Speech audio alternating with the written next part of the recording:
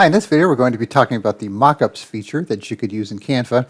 So these mockups could be used for things, for advertising purposes or maybe for a website or a flyer to kind of see how things are going to look for your products.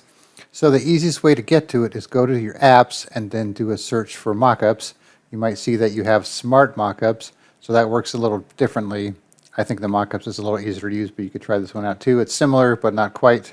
But for now, we're going to be talking about mockups.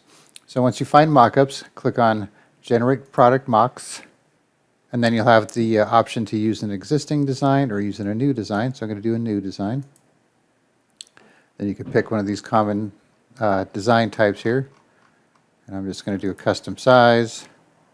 Let's do 6 by 9 that I've used before, so it'll make a new project with that size, and then you'll have your options here for mockups. You can see there's various categories. And let's see what the print options look like. Let's just go with this one for example.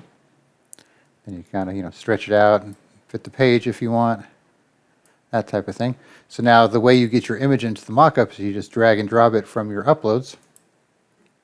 So you could either upload a file or take something from your images, or what I did was I had a project here that I saved as an image so I could drag it into here, because you can't drag a project into a project here, so it has to be one of your images here. So I'm just going to drag this in here. And you can see it automatically adds it to the mockup. Let me zoom in here a little bit, like so. And then of course you could go, if you want to add some more text to it or something like that, or add different design elements or so on. And then, of course, when you're done, you could save it as whatever type of project file you want, download it, that type of thing. Or if you just want to use it to get an idea of what it's going to look like, when it's printed like that. So once again, just go to your apps, do a search here for mockups, choose the mockups option, and then just create it, and then decide if you want to use a new design or existing design. Drag your photo into there, and then you'll be ready to go.